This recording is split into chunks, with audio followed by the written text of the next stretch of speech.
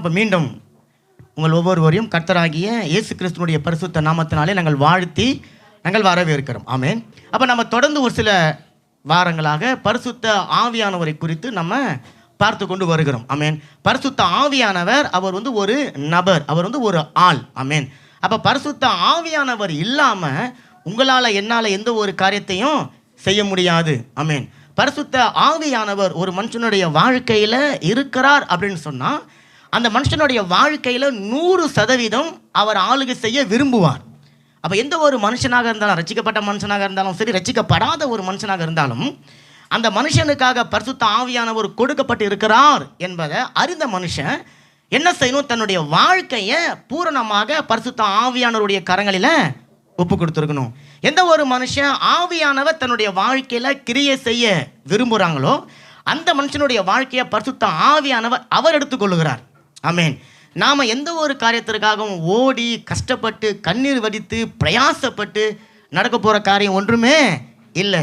வசனம் சொல்லுகிறது, வானத்துக்கு கீழே மனுஷன் பிரயாசப்படுகிற எல்லா பிரயாசங்களும் வீண், வேஸ்ட்டு இல்லை.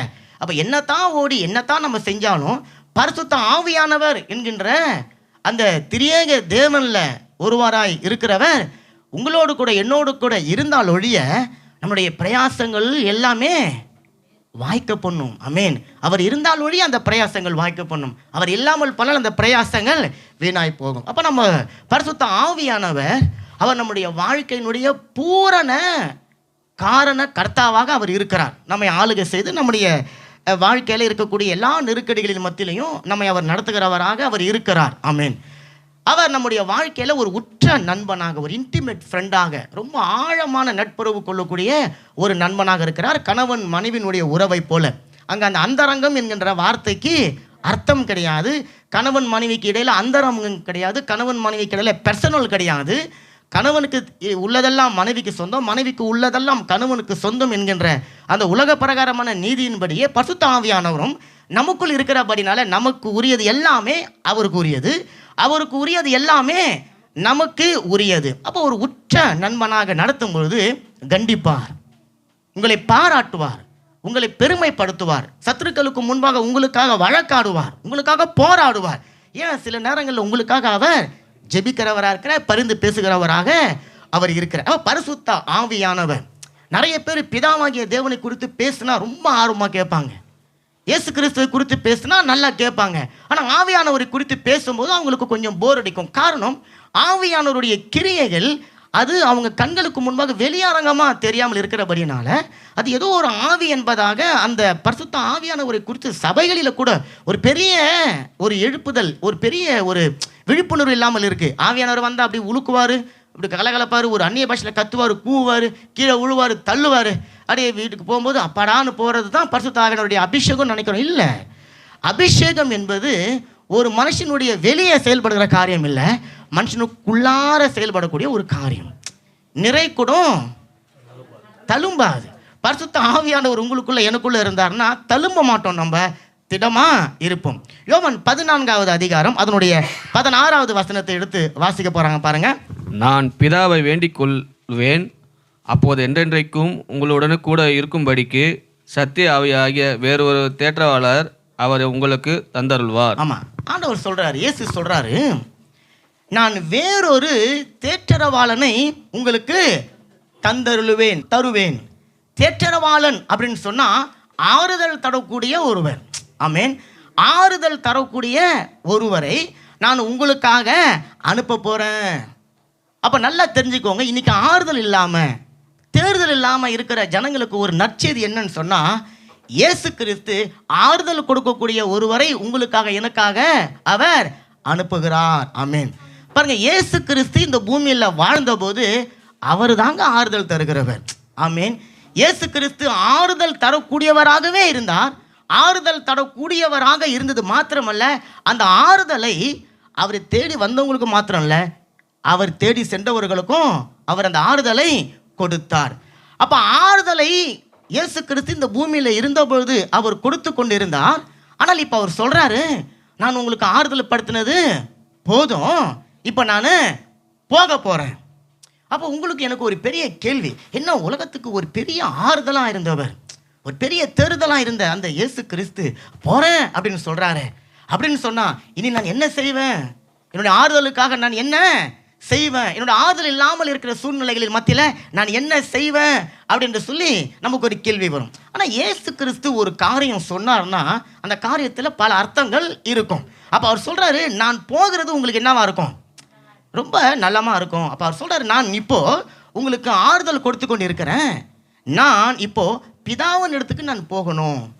ஏன் அப்படின்னு கேட்டிங்கன்னா, நல்லா பாருங்களேன், மீட்பின் திட்டத்தில் 3 காரியங்களை செய்யும்படிக்காக 3 பேரும் பேசி தீர்மானம் எடுத்துட்டாங்க. மீட்பின் திட்டத்திற்கு பிதாவாகிய தேவன் ஒரு சில காரியங்களை செய்யணும். என்ன செய்யணும் அப்படின்னு சொன்னால், தன்னுடைய குமாரனை பூமிக்கு கொடுக்கணும். அதை அவர் கொடுக்காம அந்த மீட்பின் திட்டம் நிறைவேறாது. பிதாவாகிய தேவன் இயேசு கிறிஸ்துவை மீட்பின் திட்டத்திற்காக அர்ப்பணிச்சிட்டாரு. அவருடைய வேலை தற்காலிகமாக முடிந்தது. இப்போ இயேசு கிறிஸ்து பூமிக்கு வந்தார். மீட்பின் திட்டத்தை அவர் பூரணமாய் நிறைவேற்றினார். ஆமென். அந்த பூரணமாக நிறைவேற்றக்கூடிய அந்த திட்டத்தில் ஒரு குறைவும் அவர் வைக்கல.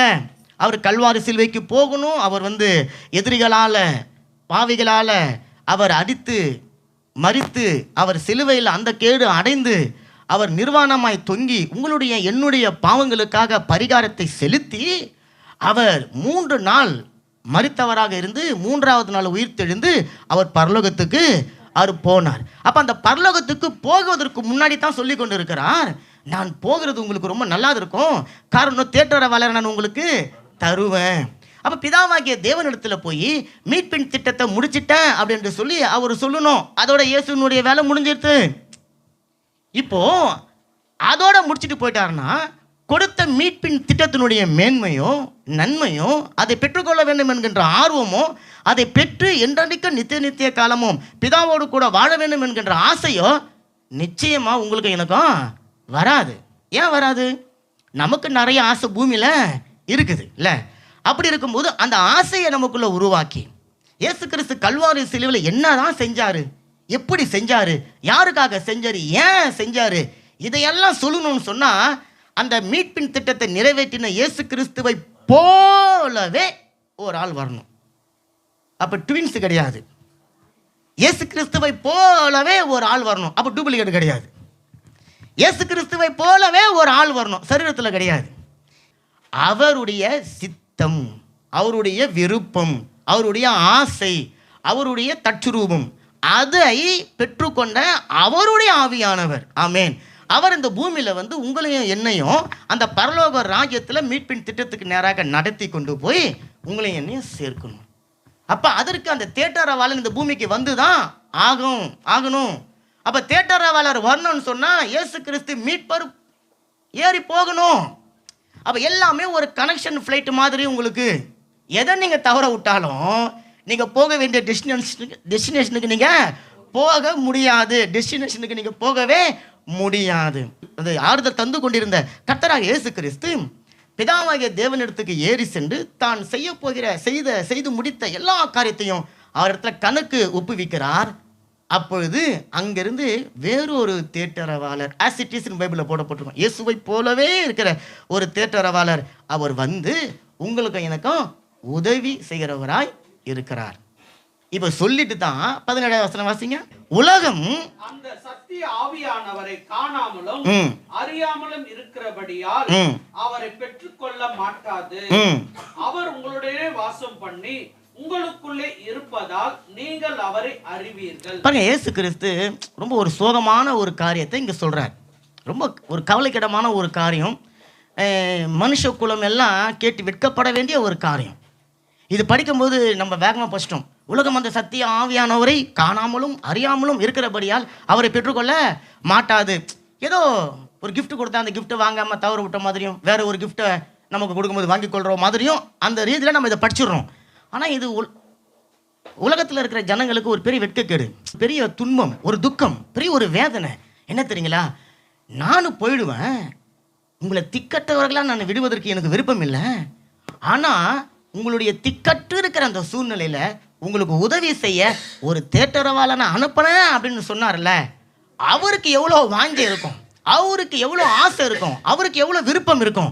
என்னுடைய பிள்ளைக்காக நான் எல்லாவற்றையும் செய்து விட்டு போயிட்டோம், நான் அனுப்ப போகிற அந்த தேற்றரவாளரை இந்த உலகம்னா யாருங்க?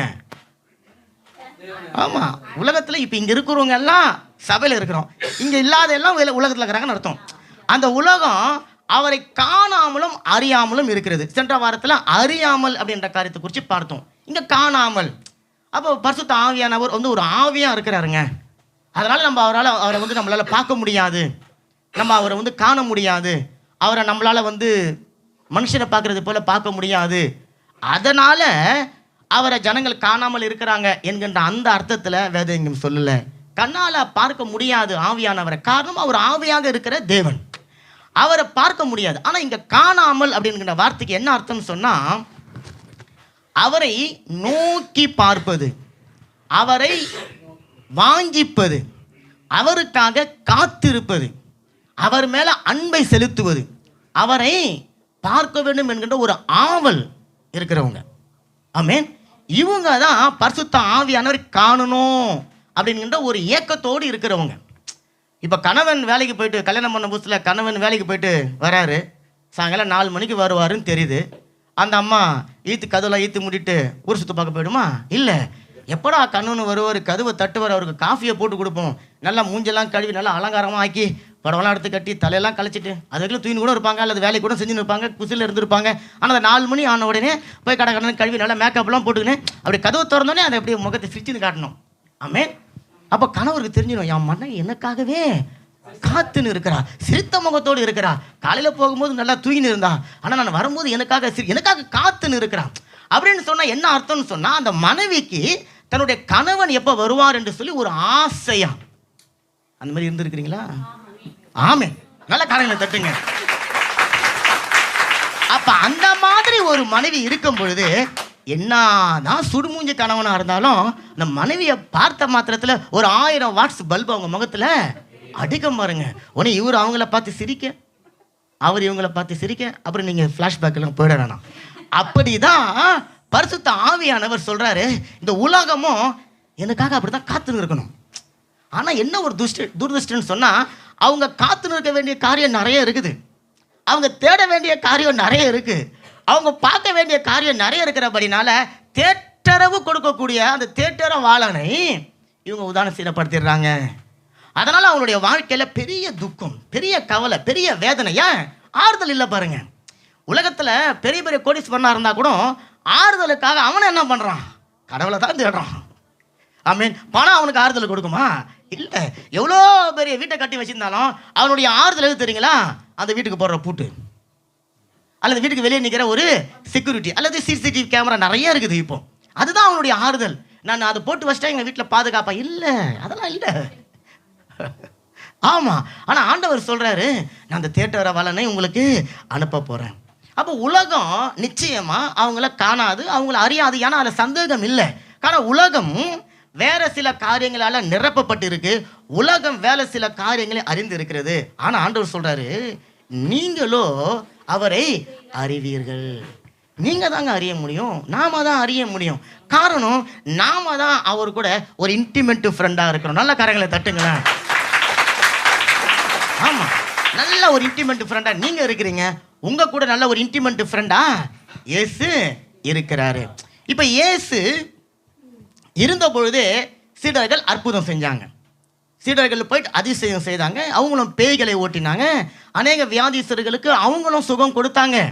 அப்பெல்லாம் ஆவியானவர் அவங்க கூட இருந்தார், அவங்க கூட இருந்து காரியம் நடப்பித்தார்.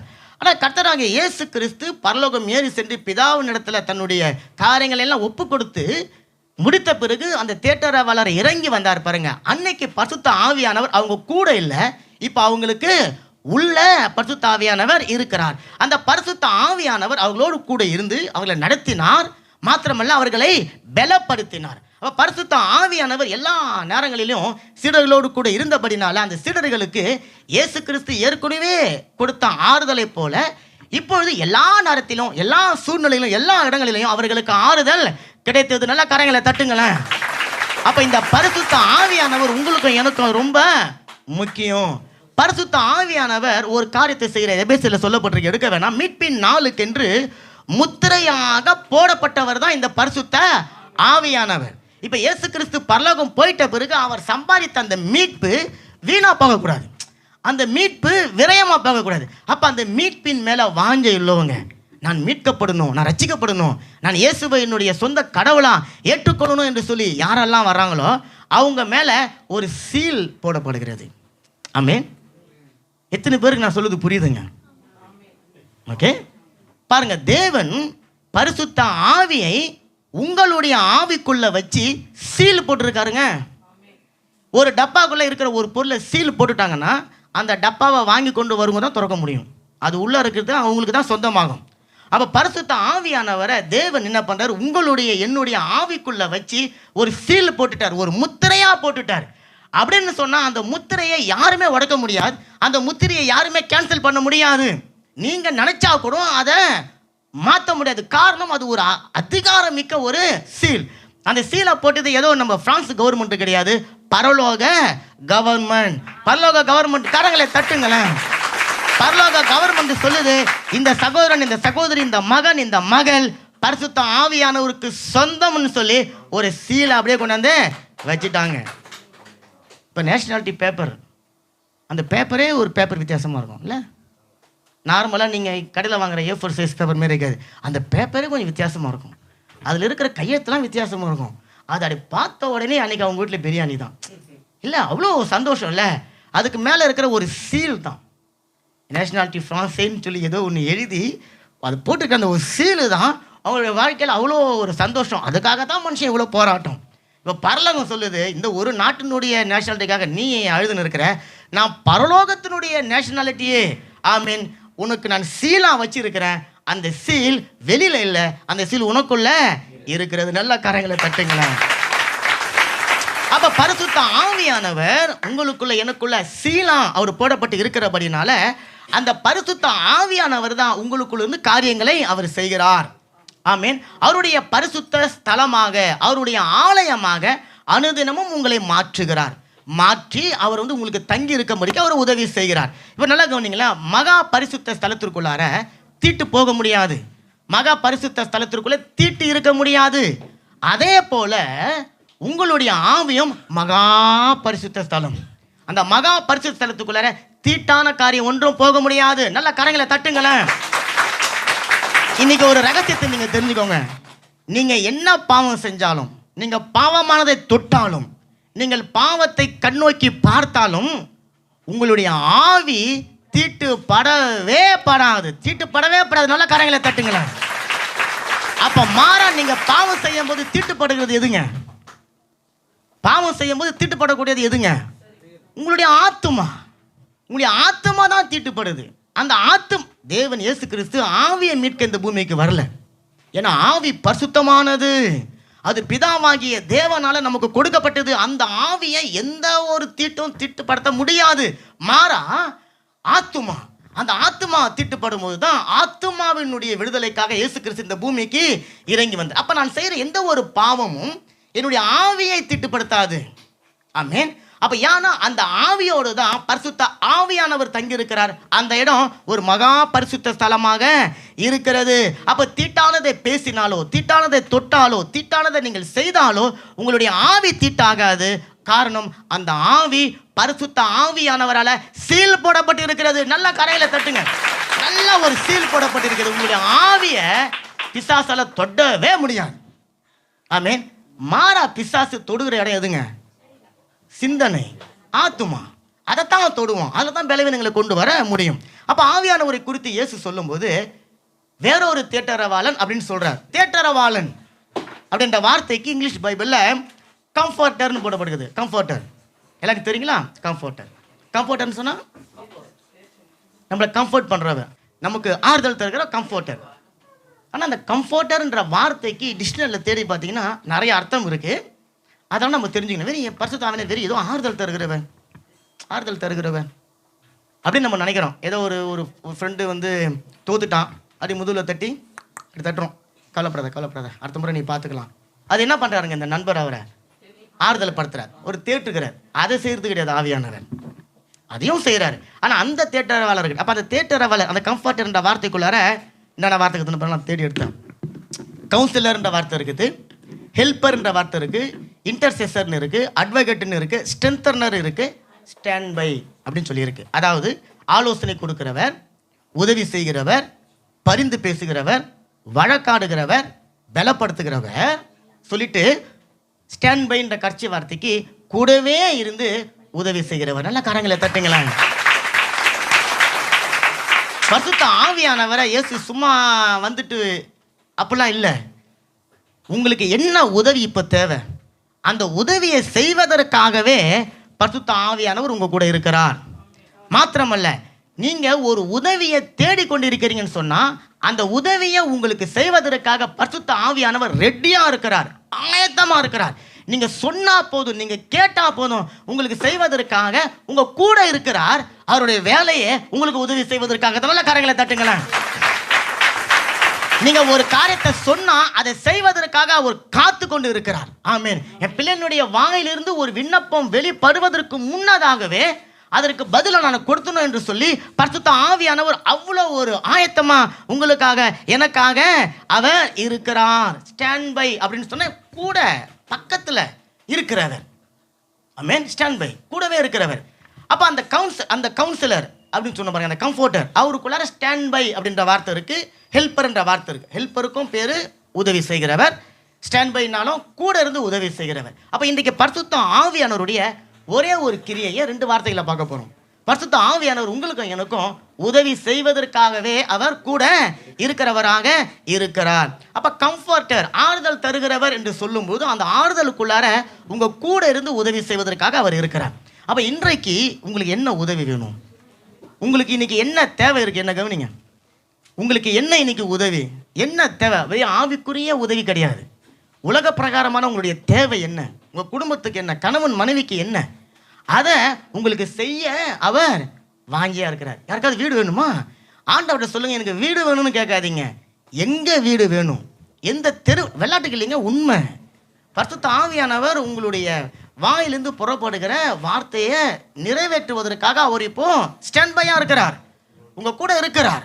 அப்போ உங்களுக்கு வீடு வேணும்னு சொன்னா, ஆண்டவர் எனக்கு வீடு வேணும் அப்படின்னு சொன்னா அப்படிலாம் கேட்கக்கூடாது. உங்களுக்கு வீடு எங்க வேணும், எவ்வளோ வாடகை உங்களால் செலுத்த முடியும், எத்தனை ரூமு வேணும், ஏசி போட்டிருக்கணுமா ஏசி போடக்கூடாதான், இதை நீங்கள் கேட்கணும். இப்போ உங்களுக்கு ஒரு கடன் பிரச்சனை இருக்குது, கடன் அடைங்க கடன் அடைங்க கடன் அடைங்க, இந்த ஜெபத்தை ஆண்டவர் கேட்கவே மாட்டார். யார் கடன் அடைக்கணும்? ஊரில் இருக்கிற எல்லாரும் கடத்தையும் அடைக்கணும். அப்போ யார் கடத்தை அடைக்கணும்? யார் கடத்தை அடைங்க. எனக்கு இவ்வளோ கடன் இருக்குது, இந்த ஆளுகிட்ட இருக்குது, இந்த தேதிக்குள்ளே கொடுக்கணும், இதை நான் கடன் அடைக்க எனக்கு உதவி செய்யுங்க. ஸ்பெசிஃபிக்காக ஆவியானவர்கிட்ட நீங்கள் சொல்லுங்கள். உங்கள் கடன், உங்கள் தேவைகளை இயற்கைக்கு அப்பாற்பட்ட விதத்தில் அவர் அடைப்பார். ஏன் தெரியுமா? அவர் உங்களுக்கு உதவி செய்கிறவரால. காரியங்களை தட்டுங்களேன். யோவான் 16:7. நான் உங்களுக்கு உண்மையை சொல்கிறேன், நான் போகிறது உங்களுக்கு பிரயோஜனமாய் இருக்கும். நான் போகாது இருந்தால் தேற்றவாளர் உங்களிடத்தில் வரார். ஆமா, நான் போவேனோ அகில் அவரை உங்களிடத்திற்கு அனுப்புவேன். இந்த வசனம் சொல்லுது, நான் உங்களுக்கு ஒரு உண்மையை சொல்றேன். உண்மையை சொல்லணும் சாமின்னு சொல்லி ஒரு சத்தம் கேட்டிருப்பீங்கல்ல. ஆண்டவர் சொல்ல, நான் உங்களுக்கு ஒரு உண்மையை சொல்றேன். என்ன உண்மைன்னு சொன்னா, நான் போகிறது உங்களுக்கு ரொம்ப பிரயோஜனமா இருக்கும். அந்த பிரயோஜனமா இருக்கணுன்ற வார்த்தை போன வாரம் பார்த்தோம். அட்வான்டேஜா இருக்கும், அவான்டேஜா இருக்கும், ப்ராஃபிட்டா இருக்கும். ஆண்டவர் சொல்றாரு, நான் போகிறது உங்களுக்கு ப்ராஃபிட்டா இருக்கும். ரொம்ப அநியாயமா இல்லை இது? ஆண்டவர் சொல்ற, நான் போகிறது உங்களுக்கு பிரயோஜனமா இருக்கும், ப்ராஃபிட்டா இருக்கும், அட்வான்டேஜா இருக்கும் அப்படின்னு ஆண்டவர் சொல்றார். ஆமென். ஆனா ஆண்டவர் நான் போகிறது உங்களுக்கு நல்லது பிரயோஜனமா இருக்கும் அப்படின்னு சொன்னா, அது பிரயோஜனமா இருக்குமா இருக்காதா? பிரயோஜனமா இருக்கும். ஆனா சீடர்கள் சொல்றாங்க, இயேசுவே நீங்க எங்க கூட இருக்கணும். ஏன்? இயேசு கிறிஸ்து கூட இந்த 3.5 வருஷமா அந்த சீடர்கள் இருந்தபோது ஒரு குறையும் இல்லை அவங்களுக்கு. அவங்க தேவைகள் எல்லாம் சந்திக்கப்பட்டது. அவங்க திருப்தியா இருந்தாங்க. பாதுகாப்புக்கு, தூங்குறதுக்கு, சாப்பிட்றதுக்கு, அவருடைய அடிப்படை தேவைகள் சந்திக்கப்பட்டது. மாத்திரமல்ல, இயேசு வர நல்ல கதைலாம் வர சொல்லுவார். நல்ல கதைலாம் சொல்லி, நல்ல ஓமெல்லாம் சொல்லி, நல்ல அற்புதம்லாம் செஞ்சு, தண்ணி மேலே நடக்கணுமா வா நடக்கலாம், 2 பணத்தை வச்சுன்னு பெரிய காரியம் செய்யணுமா வா செய்யலாம், மீனை பிடிக்க போறியா பிடி, உள்ள ஏதாவது ஒன்று வச்சு தரேன் உனக்கு அப்படின்னு சொல்லி எதையோ அவங்களுக்கு செஞ்சு அவங்கள திருப்தி ஆக்கி ஆறுதல் படுத்தி கொண்டிருந்ததுனால சீடர்களுக்கு ரொம்ப கவலை. என்னடா இயேசு எங்களை விட்டு போறேன்னு சொல்றாரு. ஆண்டவர் சொல்றாரு, நான் போறது உங்களுக்கு பிரயோஜனமா இருக்கும் சொல்லிட்டு எல்லாம் பயந்து நிற்கும் போது ஆண்டவர் சொல்றாரு, நான் மட்டும் போகலன்னு வச்சுக்கோங்களேன், நடக்கிறதே வேற அப்படின்னு மிரட்டுறோம்ல, அது மாதிரி ஆண்டவர் சொல்ற, நான் மட்டும் போகாமல் இருந்தா அவர் வர மாட்டார். அவர் வந்து உங்களை எல்லா வகையிலையும் உங்களுக்கு தேவையான காரியங்களை சந்திப்பார், உங்களுக்கு ஆறுதல் கொடுப்பார் அப்படின்னு சொல்றார். அதை நம்ம போன வாரம் பார்த்துருந்தோம். இயேசு ஒரு நேரத்தில் ஒரு இடத்துல இருந்து அவர்களுக்கு ஆறுதல் கொடுத்தார். ஆனால் அந்த தேற்றரவாளர் வந்து ஒரு நேரத்தில் பல இடங்களில் அவரால் இருக்க முடியும். காரணம், இப்போ அவர் ஆவியாக இருக்கிறார். அப்போ ஆண்டவர் சொல்றார், உங்களுக்கு எல்லா சூழ்நிலைகளிலும் உதவி செய்வதற்காக, ப்ராஃபிட்டாக இருப்பதற்காக நான் உங்களை விட்டுட்டு போக வேண்டிய ஒரு கட்டாயம் இருக்கிறது. நான் போய் பிதாவை சந்திக்காமல் போனால் பரிசுத்த ஆவியானவர் வந்து உங்களை சந்திக்க மாட்டார் அப்படின்னு சொல்லி அவங்களுக்கு சொல்றார். இப்போ அந்த தேற்றரவாளன் அவர் வந்து எல்லாவற்றையும் உங்களுக்கு சொல்லி உங்களை நடத்துகிறபடினால உங்களுக்கு எல்லா நேரத்திலையும் ஆறுதல் உண்டாகும் அப்படின்னு அவர் சொல்றார். இப்போ இன்னொரு வசனத்தை வாசிங்க, புரியும். 26, அதே 14, யோவான் 14:26. என் நாமத்தினாலே பிதா அனுப்ப போகிற பரிசுத்த ஆவியாகிய தேற்றரவாளனே எல்லாவற்றையும் உங்களுக்கு போதித்து நான் உங்களுக்கு சொன்ன எல்லாவற்றையும் உங்களுக்கு நினைப்பு ஊட்டுவார். ஆமா, இப்ப என் நாமத்தினாலே பிதா உங்களுக்கு ஒரு என்னை போல இருக்கிற ஒருவரை அனுப்ப போகிறார். அவர் வந்து முதல்ல உங்களுக்கு போதிப்பார், உங்களுக்கு டீச் பண்ண போறார். இப்ப நம்ம செய்யறது அதுதான், டீச் பண்ணி கொண்டு இருக்கிறோம். அப்ப டீச் பண்ணுவார். அடுத்தது உங்களுக்கு நான் என்ன சொன்னேன் அதை உங்களுக்கு எடுத்து ஞாபகப்படுத்தி அதை உங்களுக்கு நினைவு ஊட்டி அது உங்களுடைய வாழ்க்கையில வந்து கிடைக்கும்படிக்கு செய்வார் அப்படின்னு சொல்றார். அப்ப இயேசு கிறிஸ்து என்னதான் சொன்னாரு சீடர்கிட்ட? ஆமா, சமாதானத்தை தருன்னு சொன்னாரு, நித்திய ஜீவனை தருன்னு சொன்னாரு, ஆமா ராஜ்யம் தருன்னு சொன்னாரு, நடத்துவேன்னு சொன்னாரு. எல்லாவற்றுக்கும் மேலாக நான் போய் உங்களுக்கு ஒருத்தரை அனுப்புவேன்ற பரிசுத்த ஆவியானவரை குறித்து சொன்னாரு, மீட்பை குறித்து சொன்னாரு, எல்லாத்தையும் சொன்னார் இல்லைங்களா? இப்போ அதை எல்லாத்தையும் அவங்க எழுத்தில் கேட்டுன்னு இருக்கிறாங்க, வார்த்தையில் கேட்டுன்னு இருக்கிறாங்க, வசனத்தில் கேட்டுன்னு இருக்கிறாங்க, சவுண்டாக கேட்டுன்னு இருக்கிறாங்க, கண்ணால் பார்க்கக்கூடிய விதத்தில் அவங்க பார்க்காம இருக்கிறாங்க. அப்போ அதற்கு பரிசுத்த ஆவியானவருடைய உதவி உங்களுக்கு வேணும். பரிசுத்த ஆவியானவருடைய உதவி இல்லைன்னு சொன்னால் எழுத்தில் எழுதப்பட்டிருக்கிற எந்த ஒரு காரியத்தையும் உங்களால் என்னையாலையும் புரிந்து கொள்ள முடியாது. இயேசு பேசின வார்த்தை எல்லாமே சவுண்டாக இருக்குது, வார்த்தையாக இருக்குது, வசனமாக இருக்குது. அதை நான் படிக்கிறதுனால நன்மை உண்டு. ஆனால் அந்த படித்ததை நான் புரிந்து கொண்டு பெற்றுக்கொள்ளணும்னு சொன்னால் எனக்கு ஒரு தேற்றரவாளன் வேணும், என் கூட அவர் இருந்து எனக்கு உதவி செய்யணும். இப்போ என்னுடைய வாழ்க்கையில் நான் ஒரு தீர்மானம் எடுக்கிறேன். இந்த தீர்மானம் சரியா தவறா? நீங்கள் எந்த மனுஷனை கேட்டாலும் ரெண்டு தான் சொல்ல முடியும், ஒன்று தவறு, ஒன்று சரி. ஆனால் தவறுன்னு சொல்லி சரியை வேணான்னு சொல்லுவாங்க, அல்ல சரின்னு சொல்லி தவறை சொல்லுவாங்க. இப்போ அந்த நேரத்தில் நம்ம மனுஷனை கேட்காம ஆவியானவர் நீங்கள் கேட்கும்போது இதுதான் சரி அல்லது இதுதான் தவறு. ஒரு வீடு தேட போகிறோம், ஒரு திருமணம் பண்ண போகிறோம், ஒரு பிள்ளைங்க ஸ்டார்ட் பண்ண போகிறீங்க, ஒரு பிள்ளைங்க வேலைக்கு போகிறீங்க, ஏதோ ஒரு காரியத்தை செய்கிறீங்க. நீங்கள் திருப்பி நீங்கள் ஒரு தீர்மானம் எடுத்துடாம பரிசுத்த ஆவியானவர் உங்களுக்கு உதவி செய்வதற்காகவே இருக்கிறார். அப்போ அவர்கிட்ட உக்காந்தா, அப்போ ஆவியானவரே நான் இந்த வேலையை எடுக்க போகிறேன், இந்த ட்ரெயின் எடுக்க போகிறேன், இந்த பஸ் எடுக்க போகிறேன், இந்த வேலைக்கு நான் போகிறேன், இந்த வேலை உங்களுடைய சித்தத்துக்குள்ளே இருக்கா? இந்த வேலை நான் செய்வதனால உங்களுக்கு சித்தத்தை விட்டு நான் வெளியே போயிடுவேனா? அப்போ வாலிப பிள்ளைங்க ஒரு பையனை கல்யாணம் பண்ண போகிறீங்க, ஒரு பொண்ணை கல்யாணம் பண்ண போகிறீங்க, ஆவியானவரை கேளுங்கப்பா. அப்போ ஆண்டவர் சொல்கிறார், நான் உனக்கு போதிப்பேன், நான் உனக்கு டீச் பண்ணுவேன், நான் உனக்கு கற்றுக் கொடுப்பேன், நான் உனக்கு சொல்லி கொடுப்பேன், இதுதான் நல்லது இதுதான் கெட்டதுன்னு சொல்லி நான் உனக்கு சொல்லி கொடுப்பேன். ஆவியானவரை கேளுங்க. இப்போ நிறைய பேர் என்ன பண்ணுறோம், ஆவியானவரை கேட்கறது கிடையாது, மாறா நம்மளே நம்ம ஒரு தீர்மானம் எடுத்து திடுதிப்புன்னு போய் விழுந்துடுறோம். அதனால் நிறைய பேருடைய திருமண வாழ்க்கை இன்னைக்கு கண்ணீராக இருக்குது, நிறைய பேருடைய வெளிநாட்டு வாழ்க்கை இன்னைக்கு கஷ்டமாக இருக்குது, பணம் வீடு வாசல் சொத்து எல்லாமே இருக்குது, ஆனால் அங்கே கவலை இருக்குது.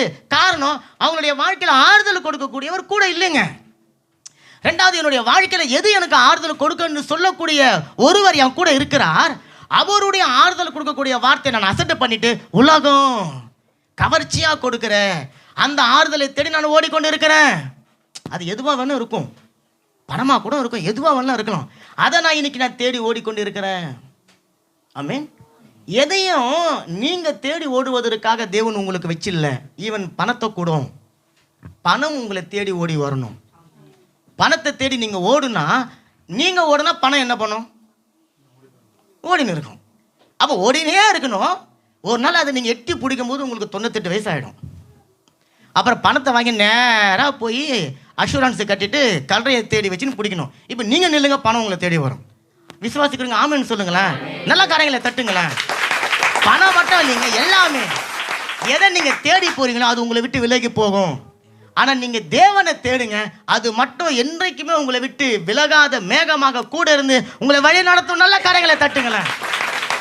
அப்ப இயேசு கிறிஸ்துவின் மூலமாய் உங்களுடைய வாழ்க்கைக்கு சொல்லப்பட்ட வாக்கு தத்துவம், உங்களுடைய வாழ்க்கையில இருக்கிற ஆசீர்வாதங்கள், நன்மைகள், அவர் கல்வாரி சிலுவையில சம்பாதித்து கொடுத்திருக்கிற ஆசீர்வாதங்கள், பணத்தை குறித்து, உங்களுடைய சுகத்தை குறித்து, வாழ்க்கையை குறித்து, வாழ்க்கைக்கு தேவையான சகல வசதிகளை குறித்தெல்லாம் இயேசு கிறிஸ்து இந்த பூமியில வாழ்ந்த போது என்னத்தை சொன்னாரோ அத்தனையும் எடுத்து சொல்லி சொல்லி சொல்லி சொல்லி உங்களுக்கு ஞாபகப்படுத்துறாரு. நீ தேவனுடைய ஆலயமா இருக்கிற, நீ கிறிஸ்து வந்து தங்கி தரித்து இருக்கிற தெய்வீக கூடாரமா இருக்கிற, உனக்கு ஒரு நன்மையும் குறைவுபடாது. நீ கர்த்தரை தேடு, முதலாவது தேவனுடைய ராஜ்யத்தையும் அவருடைய நீதியும் நீ தேடு, எல்லாம் உனக்கு கொடுக்கப்படும். நான் ஒருவரே மெய்யான தேவன், என்னை தவிர வேறு தேவன் இருக்கக்கூடாது, நீ என்னை தவிர வேற யாரும் தேடி போகக்கூடாது, நீங்க சோரம் போகாதீங்க, நீங்க பாவம் செய்யாதீங்க.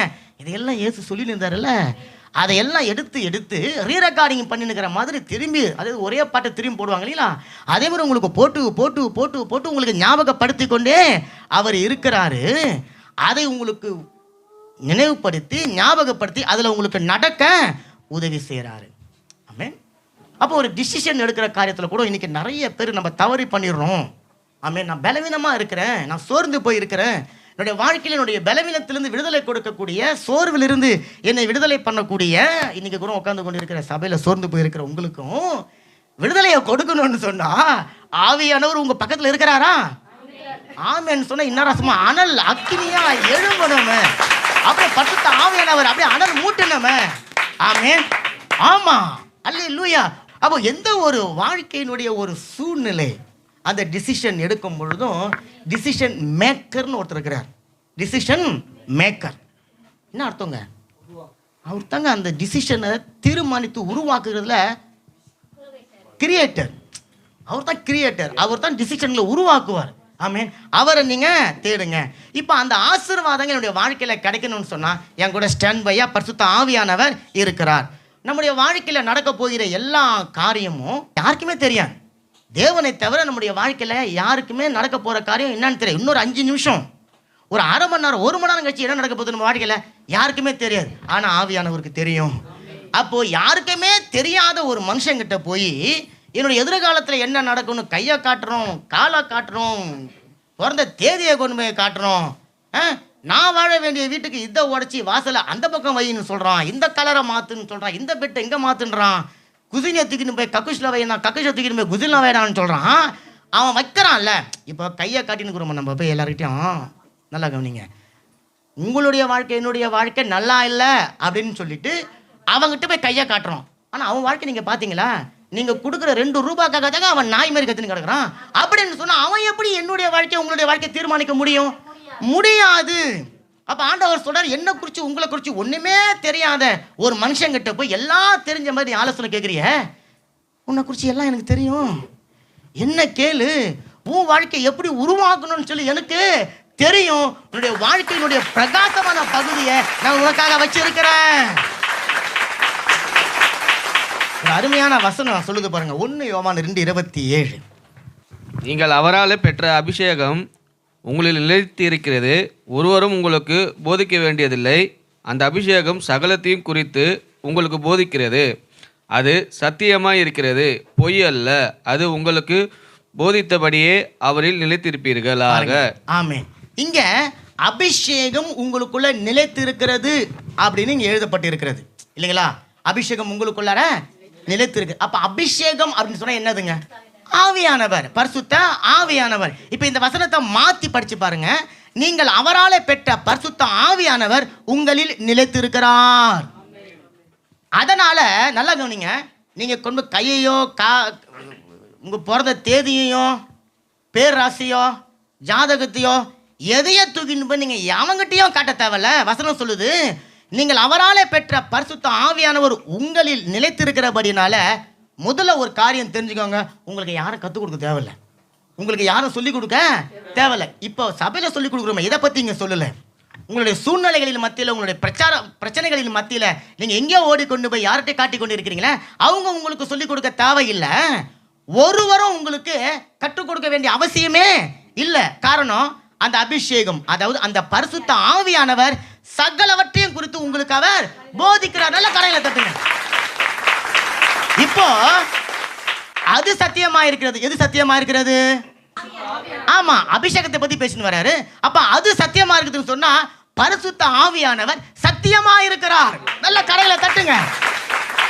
அப்ப பரிசுத்த ஆவியானவர் சத்தியமா இருக்கிறாருன்னு சொன்னா மற்ற எல்லா ஆவியும் பொய்யா இருக்குதுங்க. மனுஷ ஆவி கூட பொய்யா இருக்குது. அப்ப பரிசுத்த ஆவியானவர் சத்தியமா இருக்கிறார். அவங்களே சொல்லிட்டாங்க அது பொய் இல்ல சொல்லிட்டு, அது உங்களுக்கு போதித்தபடி. எது உங்களுக்கு போதித்தபடி? பரிசுத்த ஆவியானவர். இங்க அது இந்த அபிஷேகம் எல்லாம் ஆவியானவர். அப்ப அது அப்படின்னு சொன்னா பரிசுத்த ஆவியானவர் உங்களுக்கு போதித்தபடியே அதுல நீங்க நிலைச்சு நில்லுங்க. அப்ப இங்க பரிசுத்த ஆவியானவர் போதனை தான் ஒரு அரை மணி நேரமா சொல்லப்பட்டு கொண்டு இருக்கிறது. நீங்க கேட்டீங்கன்னு சொன்னா அதுல நீங்க நிலைச்சு நிப்பீங்கன்னு சொன்னா நல்லா தெரிஞ்சுங்க, உங்களுடைய வாழ்க்கையை டிசைன் பண்றவன் வேற எவனும் இல்லை. உங்களுடைய வாழ்க்கையினுடைய எதிர்காலத்தை அலங்கரிக்க போறவன் எவனும் கிடையாது, எதுவுமே கிடையாது. உங்களுடைய வாழ்க்கையை அலங்கரித்து அழகுபடுத்தி மலை மேல இருக்கிற பட்டணத்தை போல மாற்றக்கூடிய ஆலோசனைகளை கொடுத்து வழி நடத்தி உங்களுக்கு உதவி செய்யதான் ஆவியானவர் இருக்கிறார். அல்லேலூயா. இப்போ அந்த அபிஷேகம் உங்களுக்குள்ளார எனக்குள்ளார பரிசுத்த ஆவியானவரா இருக்கிறாருன்னு சொல்லும் போது வார்த்தையா இருக்கிறார், வசனமா இருக்கிறார், வெளிச்சமா இருக்கிறார், இருள் நிற்கிற ஒளியாக இருக்கிறார். அவர் உங்களை சகல சத்தியத்திற்குள்ளும் நடத்துவார். அப்ப இந்த பரிசுத்த ஆவியானவர் உங்களுக்கு வேணுமா?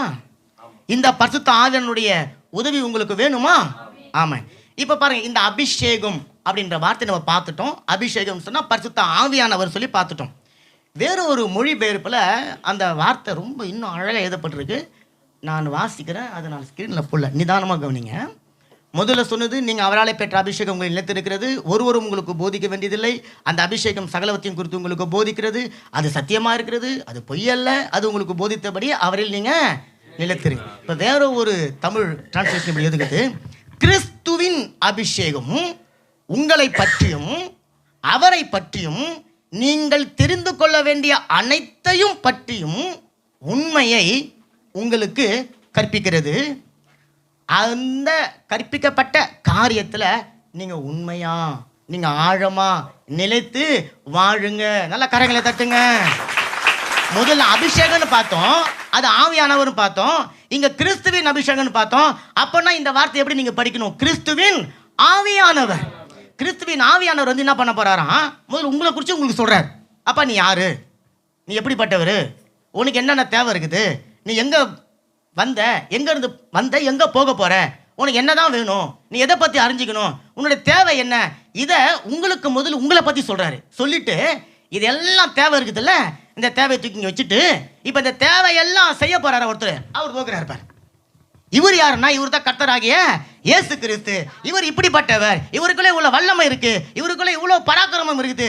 இவரை நீ தேடி வந்தா இது எல்லாம் காணாம போயிடும். கடைகளை தட்டுங்களேன். இந்த சத்தியத்தை தான் உங்களுக்கும் எனக்கும் பரிசுத்த ஆவியானவர் சொல்லி கொடுக்கிறாரு. சொல்லிட்டு அந்த கிறிஸ்துவின் அபிஷேகம் ஒருபோதும் குறைவாகவே இல்லை. அப்ப கிறிஸ்துவின் அபிஷேகம் என்னதுங்க? கிறிஸ்துவின் ஆவியானவர் குறைந்து போகிறதே கிடையாது. கரங்களை தட்டுங்க. அவர் நித்திய காலமும் என்றைக்கும் உங்க கூட இருக்கிறார். அவர் உங்களுக்கு கற்றுக் கொடுக்கிறபடினால வேற எதையோ நீங்க தேடி கற்றுக்கொள்வதற்காக போகாதீங்க. இதுதான் உங்களுக்கு ஆறுதலை கொடுக்கக்கூடியது. ஆமென். அப்ப பரிசுத்த ஆவியானவருடைய அபிஷேகத்தின் மூலமாக நான் பெற்றுக்கொள்ள வேண்டிய நன்மைகளை, பெற்றுக்கொள்ள வேண்டிய காரியங்களை, பெற்றுக்கொள்ள வேண்டிய அற்புதங்களை எல்லாம் பரிசுத்த ஆவியானவர் மூலமாகவே தேவன் எனக்கு அவர் செய்கிறார். என்னோட எந்த ஒரு சூழ்நிலையா இருந்தாலும் அந்த சூழ்நிலை எனக்கு உதவி செய்ய அவர் ஸ்டாண்ட் பையா இருக்கிறார். என்னை உடைத்து உருமாற்றி என்னுடைய மனநிலையை மாற்றி என்னுடைய மனதில் இருக்கிற தேவையில்லாத பலவீனங்களை எடுத்து போட்டு என்னை பலத்தினால இடைக்கட்டி என்னை ஒரு பெரிய ஜெயம் கொள்ளக்கூடிய ஒரு ஜெய வீரனாக மாற்றுவதற்காக பரிசுத்த ஆவியானவர் என் கூட இருக்கிறார், ஸ்டாண்ட் பையாக இருக்கிறார். இனி எனக்கு சோர்வு இல்லை, இனி எனக்கு பலவீனம் கிடையாது. இனி என்னை யாரும் எதிர்த்து நின்று ஜெயம் எடுத்து விட முடியாது. அப்ப நீங்க ஏற்கனவே பெற்றுக்கொண்ட காரியங்களுக்காக நன்றி சொல்லி சொல்லும் பொழுது பரிசுத்த ஆவியானவர் உங்களுக்கு வரப்போகிற காரியங்களை எல்லாம் உங்களுக்கு சொல்லி கொடுப்பார். இன்னைக்கு என்னுடைய கண்கள் மறைக்கப்பட்டு இருக்கு, ஆனா வரக்கூடிய நாட்களில் என்னுடைய கண்களால் பார்க்கக்கூடிய காரியங்களை இப்போது அவர் எனக்கு அறிவிக்கிறார். அப்போ நம்ம ஆரம்பத்தில் வாசித்த வசனம் எடுக்க வேணாம், ரோமர் 8:26. அப்போ அந்தபடியே ஆவியானவர் உங்களுடைய பலவீனங்களில் அவர் உங்களுக்கு உதவி செய்கிறார். அப்போ இன்னைக்கு யாராவது பலவீனத்தோடு வந்து இருக்கிறீங்களா? பலவீனமாக இருக்கிறீங்களா? பலவீனம்னா சரீரத்தில் மாத்திரம் இல்லை, உங்களுடைய ஆத்மாவில், உங்களுடைய தேவைகளில் ஏதோ ஒன்று நீங்கள் தேடிக்கொண்டு இருக்கிறீங்க, அது கிடைக்காம பலவீனமாக இருக்கிறீங்களா? இப்போ ஆவியானவர் சொல்றாரு, உன்னுடைய பலவீனத்தில் நான் உனக்கு பலன் கொடுக்க போறேன். உன்னுடைய பலவீனத்தினுடைய பூரண பலன் இறங்கி வரப்போகிறது. ஆமீன். அதற்காக மனுஷன் உங்க கூட ஸ்டாண்ட் பையா இருக்கணும்னு எதிர்பார்க்காதீங்க, மாறா நானே இருக்கிறேன். ஆமீன். கரைகளை தட்டுங்க. இப்ப அந்த போல பலவீனத்தில் நொந்து நூடல்ஸ் ஆகி ஒண்ணுமே முடியாது அப்படின்னு நினைத்து கொண்டிருந்த ஒரு மனுஷனை உதவி செய்யக்கூடிய பரிசுத்த ஆவியானவர் ஸ்டாண்ட் பையா அவன் கூட இருந்து ஜெயத்தை கொடுத்தார். ஆமென். நியாயாதிபதிகள் 6:12. கர்த்தருடைய தூதுவனானவர்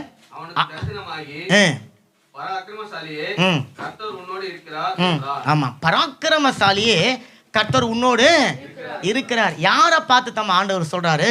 கிதியோனை பார்த்து சொல்றாரு.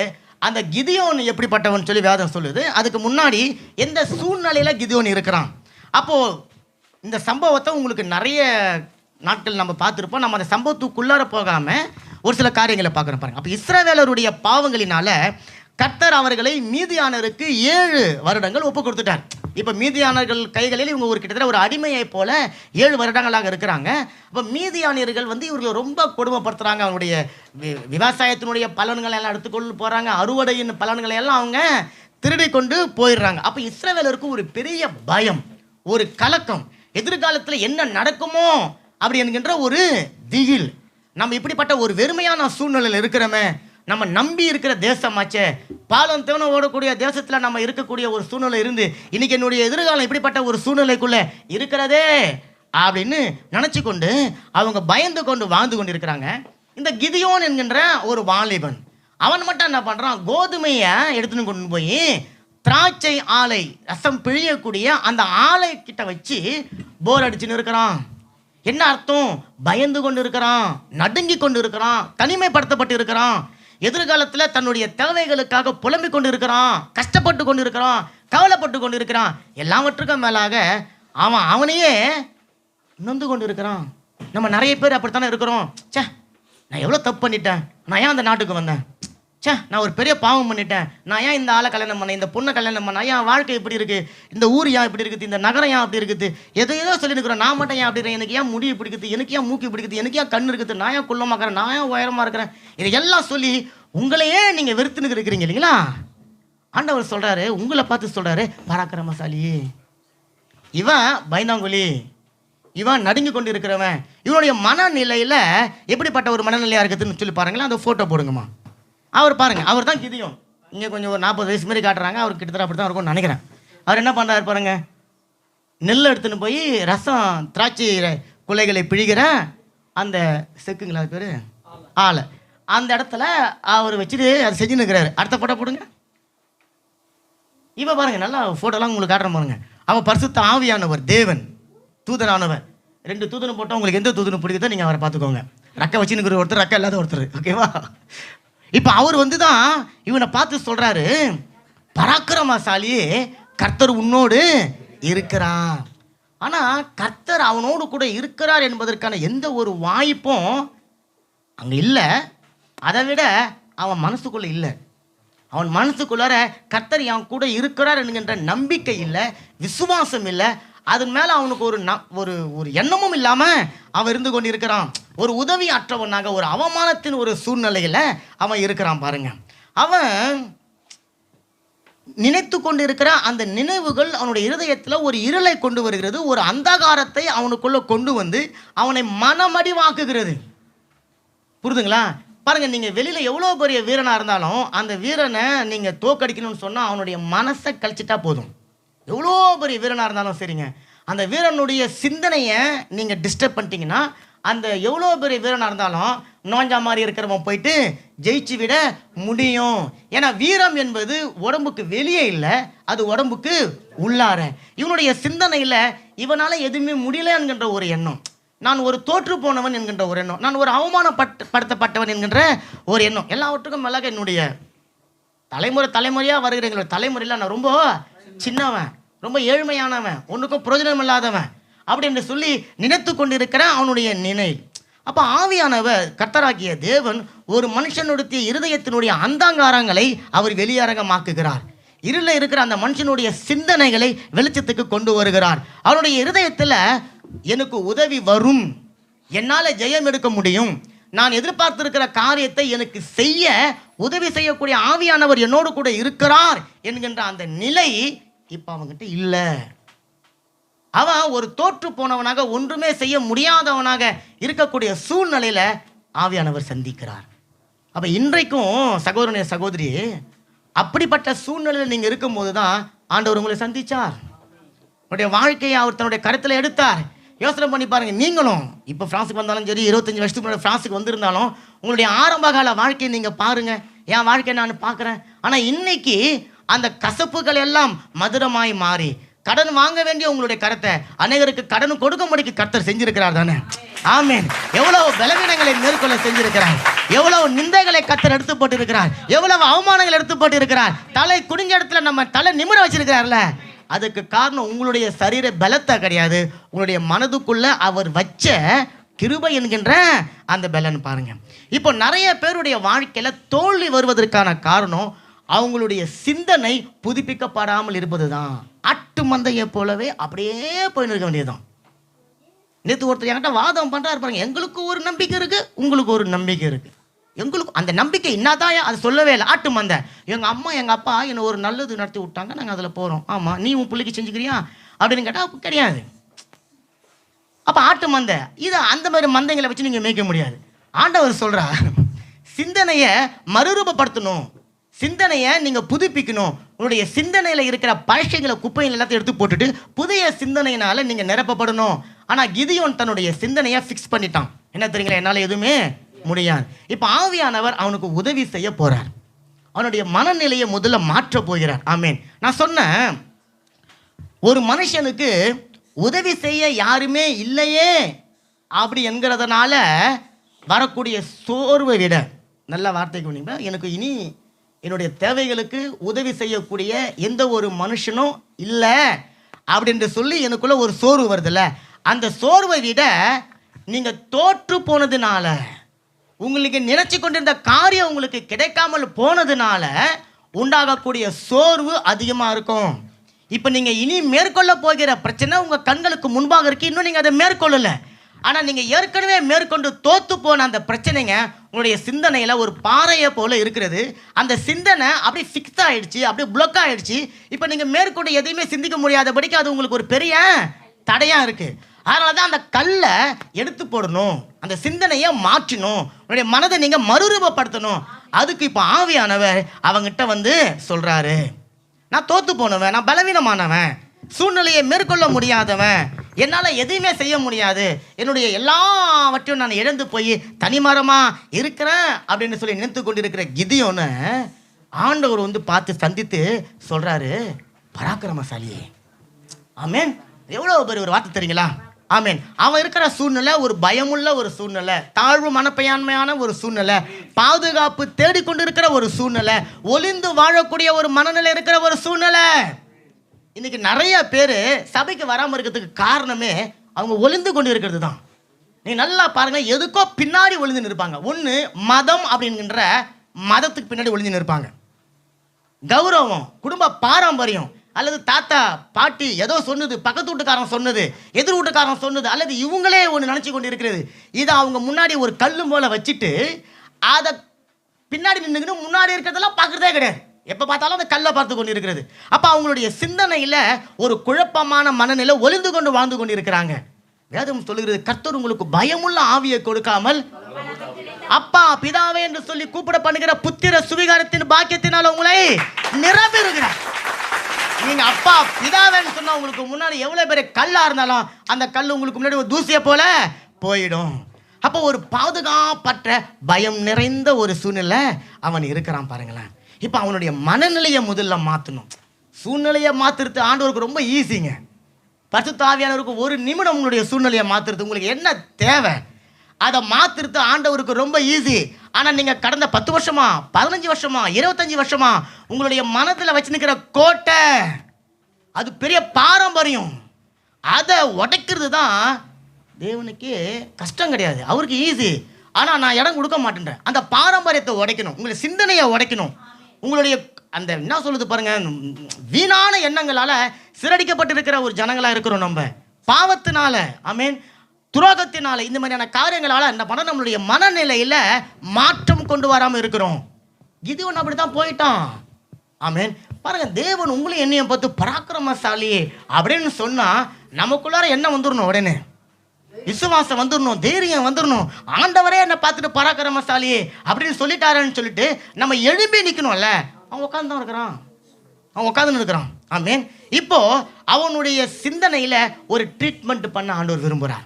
அவனுடைய மனநிலையை அவர் மாற்ற விரும்புகிறார், அவனுடைய யோசனையை மாற்ற விரும்புகிறார். எப்பொழுதும் ஆண்டவர் பிரச்சனைகளுக்கு தீர்வு சொல்லாமல் பிரச்சனைக்கு உரியவனுக்கு தீர்வு சொல்ல அவர் விரும்புகிறவராக இருக்கு. உங்கள் மனநிலையை மாற்றிட்டா, ஆமேன், உங்கள் மனநிலையை மாற்றிட்டா உங்களுடைய வாழ்க்கையில் அற்புதங்களும் அதிசயங்களும் சர்வசாதாரணமாக போயிட்டனால கரங்களை தட்டுங்களேன்.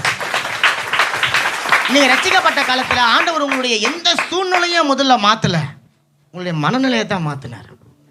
உங்கள் மனதை மாற்றினார். உங்கள் மனதின் எண்ணத்தை போல விருப்பத்தின் போல உங்களுடைய சூழ்நிலைகள் மாறினது. இப்போ ஆண்டவர் அவனுடைய ஒரு ட்ரீட்மெண்ட் பண்ண அவர் விரும்புகிறார். அவனை பார்த்து சொல்கிறார், பராக்கிரமசாலியே அப்படின்னு சொல்லி கூப்பிடுறார். அப்படி கூப்பிட்ட உடனே அவன் ஒன்று சொல்கிறான். 15வது வசனம். அதற்கு அவன், என் ஆண்டவரே, நான் இஸ்ரவேலை எதினால் ரட்சிப்பேன்? இதோ மனுஷையில் என் குடும்பம் மிகவும் எளியது, என் தகப்பன் வீட்டில் நான் எல்லோரிலும் சிறியவன் என்றான். அவன் ரொம்ப தாழ்வு மனப்பான்மையில் தன்னுடைய குறைவுகளை, தன்னுடைய பலவீனங்களை, தன்னுடைய சோர்வுகளை அவன் சொல்லி கொண்டிருக்கிறான். என்னால் யாரையும் மீட்க முடியாது, எங்களுடைய குடும்பத்தில் ரொம்ப சின்னவன், நான் தகுதியற்றவன் கிதியோன் சொல்லினுக்கிறான். இப்போ ஆண்டவர் சொல்கிறார் அவனை பார்த்து பராக்கிரமசாலியே அப்படின்னு சொல்கிறார். என்ன அர்த்தம் உங்களுக்கு யாராவது தெரியுமா? முதல்ல பராக்கிரமசாலின்னு சொன்னால் மகத்தான தலைவன். எப்படிங்களா? நான் சொல்கிற பேரெல்லாம் கவனிச்சுன்னு வாங்க. இந்த பேர் யாரோ ஒரு ஆளை உங்களுக்கு நமக்கு ஞாபகப்படுத்தும். மக்களின் மீட்பர், மதிப்பு மிக்க போராளி, வீரமும் வல்லமையும் கொண்ட நாயகன். ஆமேன். முதல்ல கரைகளை தட்டுங்களேன். இது எல்லாம் கிதியோனை பார்த்து ஆண்டவர் சொன்ன பராக்கிரமசாலி இந்த வார்த்தையில் இருக்குது. இது எல்லாம் யாருக்குள்ள இருந்ததா? மக்களின் மீட்பருங்க அவரு. அல்லேலூயா. இயேசு கிறிஸ்து பேர்ல இருக்கிற எல்லா காரியங்களையும் அவனுக்குள்ள சொல்லி என்னத்தை செய்ய விரும்புகிறார் ஆவியானவர் சொன்னா, இயேசு கிறிஸ்துக்குள்ள ஒரு மனநிலை இருந்துச்சுல்ல, அந்த மனநிலைக்கு நீ வாடாசாமி அப்படின்னு அவனை சொல்றார். ஆமேன். இப்போ அப்படி சொன்னவனே தான் அவர் நான் ரொம்ப தூசி குப்பை அப்படின்னு சொல்லி கொண்டு இருக்கிறேன். ஆண்டவர் பாருங்களேன், நீங்கள் எதிர்பார்க்கிற வெற்றியை கொடுப்பதற்கு உங்களுக்கு உதவி செய்வதற்கு முன்பாக உங்களுடைய மனநிலையில் அவர் உதவி செஞ்சு அந்த மனநிலையை நீங்கள் பெற்றுக்கொள்ளக்கூடிய வெற்றிக்கு நேராக திருப்புவது. ஆமேன். இப்போ நேஷனாலிட்டி உங்களுக்கு கிடச்சி போச்சு அப்படின்னு சொன்னால், நீங்கள் நேஷனாலிட்டி கிடைக்காம இது வரைக்கும் அழுது கொண்டிருந்ததுனால ஏற்பட்ட அந்த பாதிப்புகள் இருந்து உங்களை வேலைக்கு கொண்டு வரணும்.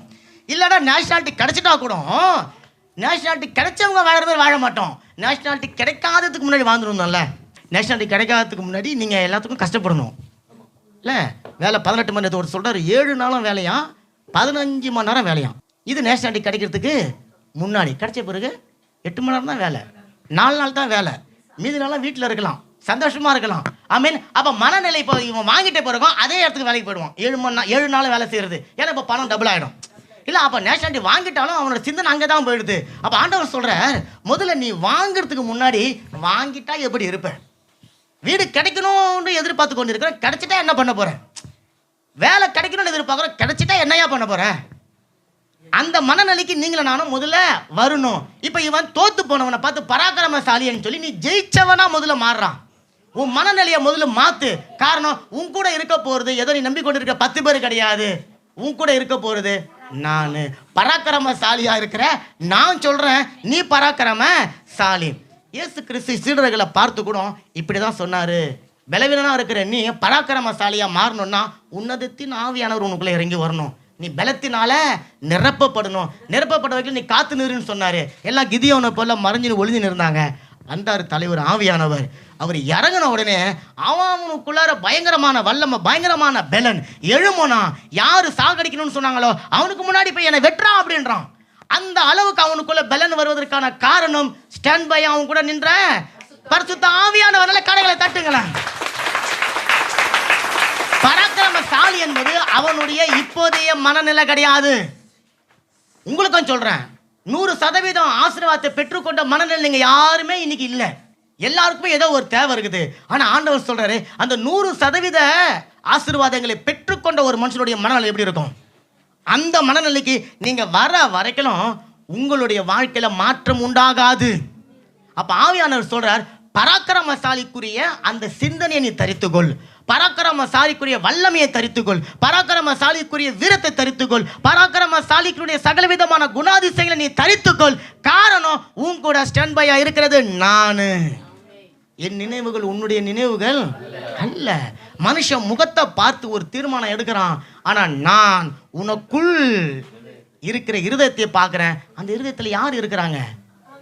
ஆமா, செத்து போன ஆயா, பாட்டி, தாத்தா, அன்னைக்கு ரோட்ல பாட்ட பொண்ணு, அதெல்லாம் கிடையாது.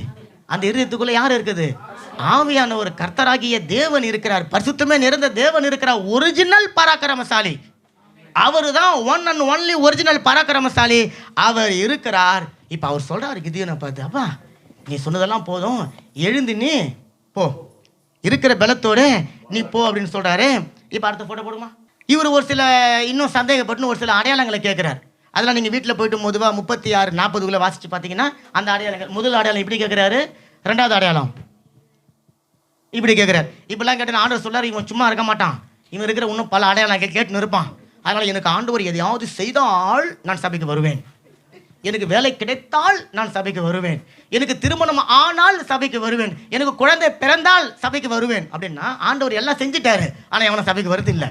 அப்போ ஆண்டவர் என்ன பண்ணார்? சிலருக்கு கொடுக்க மாட்டார் இல்லை, அவர் கொடுக்காமல் முதல்ல சபைக்கு வந்தால் நான் உனக்கு இதெல்லாம் கொடுக்குறேன்ட்டு உன்னை பார்த்தா இவர் நிறைய விருப்பான அடையாளமாக கேட்டுங்கிறாரு. ஆண்டவர் போதும், ஸ்டாப், நிறுத்திக்கோ, இதுக்கு மேலே நான் உனக்கு உதவணும், இதுக்கு மேலே நீ சபைக்கு வரலன்னா நான் சொல்லுங்க, ஆண்டவர் அங்கே சொல்கிறேன். இப்போ அடுத்தது அவன் சபை கூட ஓட போகிறான் பாருங்க. இதுக்கு மேலே நீ சபைக்கு வரலன்னா உனக்கு நிச்சயம் என்ன விழும்? உதவிடும். ஏன் தெரியுமா?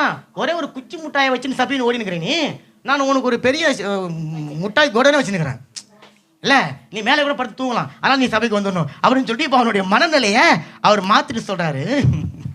இப்போ நீ வீரனாக இருக்கிற, இப்போ நீ கோழை இல்லை, நீ முடியாதவனா இல்லை, இப்போ எல்லாவற்றையும் நீ முடிக்கிறவனா இருக்கிற, உனக்கு இருக்கிற இந்த பலத்தோடு எழுந்து போடா மகனேன்னு சொல்கிறாரு. அடுத்த போட்டோ சொல்லுங்க. இது பாருங்க, சபை கூட வந்துட்டார். சபையில் வந்துட்டாருங்களா? என்ன பண்ணுறாருங்க?